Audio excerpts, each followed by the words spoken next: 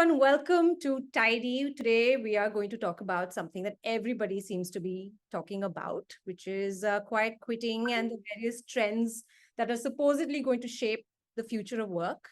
Before we get in, let me quickly introduce everybody here today. There's Kiran. Hi, Kiran, CEO and co-founder of Tydy. There is Soumya, who is an employee engagement specialist and who handles content for us here at Tydy. And there is Pooja, who is very Gen Z. She is probably one of the youngest employees at Tydy, and she handles all our design work for us. So welcome, everybody. I hope you're excited to talk about this really trending topic today. I'm super excited. I think it's the first time that I have the entire team over here, and we get to have a chat. I think for whoever is seeing this video, this is usually how our weekly meetings go. I think this was just a great way to kind of take that weekly meeting and put it out there so that it's now publicly available. So I'm looking forward to it. That's right. That there's a lot of free flowing conversation that happens, and often it's it's interesting because some of these trends that we're specifically going to touch upon today, they've been flummoxing us, and I'm sure they've been flummoxing a lot of people out there. And so it makes sense for us to just put our thoughts out there. And if you're watching and if you have any comments, and if you, for example, have something else that you want us to kind of decode for you, let us know. Meanwhile, we'll get right into it. Soumya, now I know you've been studying various trends for a while now. We've been talking about things like lying flat, which happened in China. Then we've been talking about the Great Resignation, the big quit, the Great Reshuffle. I mean, there are so many terms, and now the latest is quiet quitting. Can you help us figure out what it really means? Like, there's quiet quitting, there's performative work, there's coasting. What really is all this? Yeah, absolutely. I think just about 2 months ago, we went from talking about Great Resignation. Great Resignation is also called Great Reshuffle. We are also talking about it as Great Reawakening.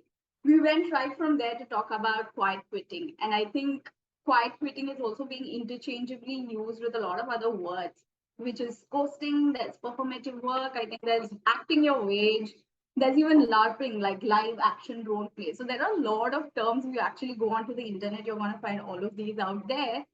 But I personally don't believe all of these are the same. And based on my research, what I've kind of find out is that quiet quitting and acting your wage means that employees are ready to give their 100% to work. They are doing what's on their JD, but they are kind of challenging the extra, the above and beyond that employees are expected to go, right, in the workplace, which has also become like an unsaid norm. Engagement itself is kind of being defined from that term of going above and beyond. So people who are quiet quitting are really just questioning the hustle culture. But on the other side, if you look at disengagement, or if you look at posting, or if you look at performative work, these are people who are not even achieving that 100%. They're just going through the motions, and a lot of them probably also carry a lot of unhappiness and resentment, and that can kind of be carried out into the organization and kind of affect the morale of other people as well. So based on what I know and what I've researched, quiet quitting, acting your wage is on one side, and disengagement, posting, performative work, all of these are on the other side of the spectrum. Okay. So from what you're saying, what I'm hearing is quiet quitting is not necessarily a negative term, right? And in fact, the original TikTok video that kind of brought this to the fore by this guy called Zed Leplin, if I'm not mistaken. Yeah. He it was meant to be like this really soft, nice, feel good video about how quiet quitting is the way to go, and how you're reclaiming your life, and have work-life balance, which is again, everyone wants that. Why did it kind of get negative, Pooja? Like, what are your thoughts on that? When you think about the term quiet quitting, it isn't about, I don't think it's fair that it is particularly negative or positive. Say, for example, if I were to today join one particular organization and I am falling under the quiet quitter, bracket, which is still 100% commitment. It's not like I'm only giving my 50%. That's not what it is to be a quiet quitter. But say I start at an organization like that, like we're all human beings at the end of the day, we all go through phases of prioritizing what our needs and wants are. And if at one organization I'm only giving my 100%, that doesn't mean tomorrow at another organization I'm not going to excel further at it. So putting quiet quitting into like a box per se I don't know if that is what they mean by it being the negative connotation, but it's very volatile. The term itself is very volatile. And even I think just fundamentally it's happiness, and just thinking about it's not, and happiness doesn't have to mean going above and beyond, or and even within an organization, I think it's not just with the employees, it's also with the management that has to help the company grow together, So I mean, I wouldn't say it's negative. That would not be fair, but yeah. Like we touched upon briefly at the beginning, right? This is, people have been calling it, pandemic related fads. It's often categorized. And then, I just read a Bloomberg article just now about quiet quitting, which is saying, which basically called it the fakest of fake workplace trends. Quiet quitting, is it even a thing, right? Do you feel though, Pooja, I mean, especially, like I said, Gen Z representation here, do you feel like a lot of these trends or fads or terms are targeting the younger generation in the workplace? I would say it feels that way, more so because the Gen Z people are today a lot more vocal when it comes to a lot of topics, whether it's at work, whether it's personal life, whether it's, these trends have picked up over time a lot more. And it happens to be the Gen Z era of us that are more vocal about it. But it is still an old concept. The quiet quitting is a very old Gen X concept that has just been brought back by the Gen Z people. So I feel, I don't know, I mean, that's my opinion on it. But it's about, focusing on, we want to be, for us, it's all about getting the best out of everything and everyone, and drawing inspiration, and whether it is your workplace. And we also are, as an organization, as Tydy, are striving to make work a better place for everybody, so I mean, that's my 2 cents. I think I have to add to this, because I personally feel this when kind of an entire group comes and holds a generation responsible for something that's happening. I was a millennial when I joined the workforce. We were termed as the entitled group, who would quit the organization within 2 years, who want instant feedback, instant gratification, and all of this was it actually treated like a change that the workplace needs to get curious about and adopt to. It was kind of seen in a very negative light. So now that I see the same happening with the new generation, I feel that personally. I think we just need to get curious about this. Even if it's Gen Z, I don't think this stems from Gen Z. Like Pooja said, definitely they are more vocal. They are the TikTok generation. They are out there on social platforms. Probably they are also a generation who know how to personally brand themselves and kind of earn a revenue from that. So organizations really need to rethink about how to kind of engage these folks who come in with these new expectations and needs. But Yeah. that's not a problem. That's more Yeah. like a change that you need to acknowledge and work around. Yeah. Yeah. Kiran, what's your take? I think people actually have this tendency of naming and branding things, right? Like I think, like Pooja said, quiet quitting. What does it mean? It means you're doing your 9 to 5 and nothing more. Yeah. I think 80% of the workforce has always done that. There have been only a small minority who have ever gone above and beyond what's required, either because they're super ambitious or super passionate or whatever it may be. Uh, I am still hard pressed to find a handful of people who think job is their life and that's what they live for, right? So I think, quiet quitting is a nice term that has come up. It actually has nothing to do with quitting, first Mm. of all. Yeah. It can just mean someone is floating, what was traditionally called floaters, um, you know, and so for me, it's not really a fad. It's not really something new. It's been around. You've always had to address it. In an organization, you will always have people who are doing their 9 to 5 and nothing more, and you will have maybe 10% who do much more. Yeah. And there's no problem with that. It's how the economy has survived decades with Yeah. it. Yeah. I think this is it's actually an indication, right, of the fact that and there's a lot of resistance now to celebrating that doing more than you are required to, working outside of your job description, Yeah. spending more time, that hustle culture, as it keeps coming up again and again and again, and people are kind of resisting that now because it was celebrated a few years ago. I know, Kiran, you're talking to like HR leaders all the time, you're talking to CEOs all the time. Are these terms like quiet quitting, is this entering the boardroom? And, what are they saying? Uh, I think the number one problem is still attrition. It's not really quite quitting right now.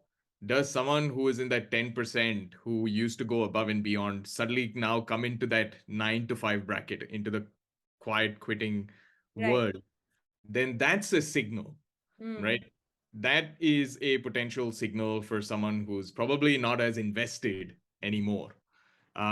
So I think CHROs, CEOs are concerned about those signals, not necessarily about the name, but about those signals and identifying those signals. mm, Uh, the behavior changes, right? So I used to be, killing it from a sales quota perspective, and suddenly I start dropping, and I don't really, even my behavior from a work perspective has changed.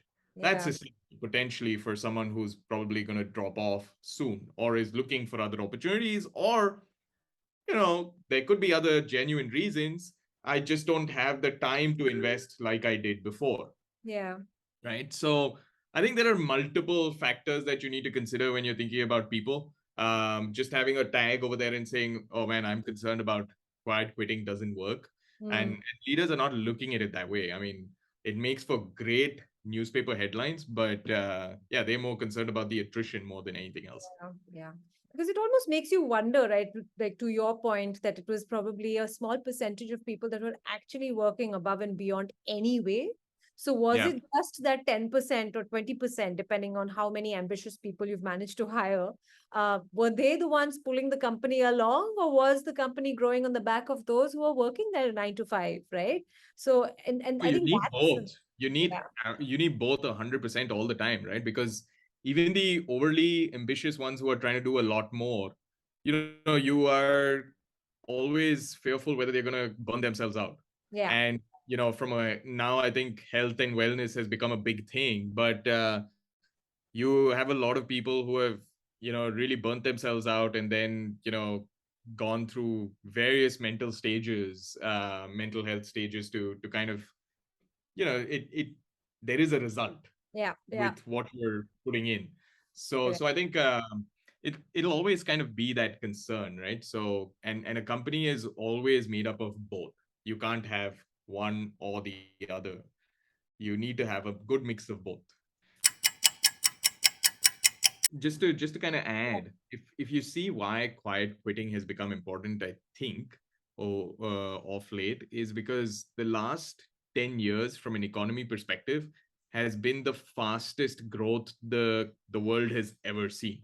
Right. From an economy perspective, it's been the fastest growth, most amount of capital, most amount of wealth being generated, most amount of businesses being created. Your unicorns are no more the important ones, the decacorns now, and whatever 100 or whatever they may be. It starts becoming more and more about that. So there's more and more pressure in the economy to perform. Your Yeah. CEO today has the pressure to make sure you are growing at 50%, 100%, 200%. And so that automatically translates down into the organization as well. And so I think, to your point, and to what I think Pooja and Soumya were also kind of talking about, is it's come to the forefront now because people are saying, shit, I need to kind of take some time off and I need to slow down because otherwise I'm going to go crash bang. Yeah. I mean, it's all about it kind of brings us to self-care, but that's a different topic altogether. So we won't go there. We can go into any topic we want. There's no problem. This is free. No, but I free have a very communication. fixed agenda for this call. For this. Oh, you do? Okay. So No, Yeah. I think yes, based on what Kiran said, right? Quiet quitting is a personal choice for people, but it's also like a revolution, like a slow, silent, systemic revolution as well, to kind of redefine productivity if possible, because productivity now, like you said, because of that pressure to deliver, it still implies you go above and beyond. And as an employee, if I do not want to go above and beyond, do I have a choice, or will I be seen as an underperformer? So personally, I'll have all of these questions and worries as well, right? Yeah. Samit, to you, like, again, since you've been watching the different trends that have been affecting us not affecting, rather making headlines, I should say, because not every trend really stays around long enough for it to have an impact. What's the vote on quiet quitting amongst the influencers, the HR leaders that you're following on, say, LinkedIn? On LinkedIn, actually, everyone's talking about it. And I don't know if it's just my algorithm on LinkedIn, but I'm seeing both sides of the argument right now. Right. Maybe a little in favor of quiet quitting. I can't be sure if that's the popular opinion or is just LinkedIn trying to show me what I like to read. Right. But yeah, I think one of those points that stood out to me was from the person who coined Great Resignation itself, right? Anthony Klutz. So what he kind of says is and there's something Pooja said, that there's nothing inherently good or bad about quiet quitting. Yeah. But then if you look at it, it's an opportunity for leaders. For example, if someone quiet quits in a relationship that we share, in our friendship, you kind of walk up to that person and try to figure out, why is this happening? Is everything okay? And what can I do differently to kind of improve this? So organizations, leaders probably just need to ask this question and kind of figure out why this is happening, if it's happening, and what they can do about it from their side. And I think Adam Grant also talks about the same thing. Are organizations really holding up their end of the bargain? If they aren't, and if that's what's causing quiet quitting, maybe it's time to like rebalance, reshuffle a bit there. I was wondering when an Adam Grant quote is going to come in. It has taken us more than 10 minutes, I think. Yeah. We haven't done too badly, but you Yeah, have not too Adam bad. Grant. Yeah, I couldn't help but quote him. 100%. Yeah. We have to bring Adam Grant in. Going back to the boardroom again, do you see, I know you said that, they're not really that concerned, but at the end of the day, there are still headlines do impact business decision making at the end of the day. Have you seen any of that happening? Are people stepping up to actually address issues like this? I mean, how are you going to address quiet quitting, right? If someone says they're going to work their 9 to 5 and do exactly what they're required to do, what are you going to do? You're not going to have to, you can't go up and say, hey, you were supposed to do 120%. Why are you doing only 100%? So no one can make a business kind of decision or call based on that, right? As long as you're doing what you're supposed to do and efficiently and, the way you're supposed to, I think everyone is happy. In fact, they would want a lot of the so-called people who are, the coasters to actually do 100%. Yeah. and not just 75%, right? So I don't think it's impacting any sort of decision. It's, as I said, only a signal if your overachievers are now starting to become, your quiet quitters. Yeah. Then there's signals that kind of maybe addressing a lot more about business health. Yeah. Yeah. In fact, I mean, I think that's what you said. What each of these trends is signaling something about the future of work and how it should be shaped. Those larger conversations need to be had. Like, you're right. You can't, as as leadership, maybe you can't really say that you have to go above and beyond your job description, because that's exactly what quiet quitting is. But maybe, again, to what Soumya said, it's about having those open channels of communication, constantly having these conversations about what drives you, and even celebrating. And this is something that we do at Tidy a lot, right? We celebrate your life outside of work. We whenever somebody joins the team, we want to know about who they are as a person as a whole, not just the job that they're going to be doing with us between 9 to 5. So I think that is important, understanding who your employee is, what drives your employee, what makes them, they say that it's Gen Z that really cares about purpose led, but I think purpose led was always important, right? Everybody truly deeply wants to know that their work is making a bigger impact. I think if you have more and more of those conversations and have that vision in place, you're already on your way to addressing any trend. Yeah, I'm like hashtag until the next hashtag starts trending, which is quiet firing or employee activism or whatever that's coming next. Actually, that's a good point. What's the next hot trend? Soumya and Pooja, please tell us. Everyone's definitely talking about quiet firing already. Yeah. What is that? What is quiet firing now? Look at us asking. What is that? Yeah. Firing is quite, firing all those people who are kind of probably quite quitting. Like, yeah. If you're not kind of giving your 100% in and just staying in the organization still, but not moving out, kind of get them to move out. Yeah. Okay. Interesting. It's been very different. It's also even within an organization, between teams, it's such different cultures as well, right? Yeah. So a sales team will never deal with someone who's not pulling their weight. In any organization, if your sales guy, it's black and white. Either you're delivering or you're not delivering. Yeah. And if you don't deliver, the organization does not have space for you, right? So I think it's a very brutal world when it comes to sales, but some of the other organizations are maybe now starting to face the same thing with quiet firing, if I'm to understand it right. Maybe. I think that's a trend that we should maybe keep an eye on, because it means a lot of things, right? First of all, we're looking at a lot of companies laying off people because they simply cannot keep them on. And you're right, they're tightening their belts as well, expecting the economy to kind of go south. So, people are doing all sorts of things. Companies have to make certain tough decisions as well. So it's worth keeping an eye out on what reasons companies have to actually start firing people. And then, maybe that's the next topic.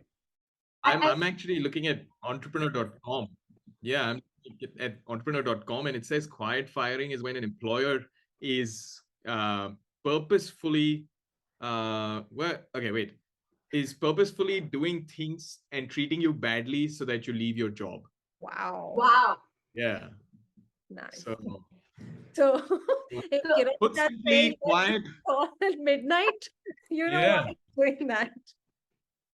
Put simply, quiet firing is when employers intentionally treat you badly so that you will leave your job. That's what entrepreneur.com says quiet firing is. So if there's no more there are no more snacks and there's no more tea and coffee in the office pantry, you know why? That's a signal. All toxic culture is actually trying to quiet fire you. Yeah, that's insane. Yeah. Examples are like going years without a raise or a promotion, shifting responsibilities toward tasks that require less experience, so you are overqualified for what you're being pushed into, and a deliberate withdrawal of development and leadership opportunities. We can have an entire session on this. This is like a traditional anti-HR. Everything anti-HR is quite fire. True. It's like Yeah. targeting and completely making people miserable Yeah. enough for them to quit. Awesome. Great. So maybe we will talk about that next. Let us know if you enjoyed this conversation and if there are some other ideas, other topics that you'd like us to cover. You can write to us at media@tidy.in, or you can just visit our website. That's tidy.co. And until next time, thank you.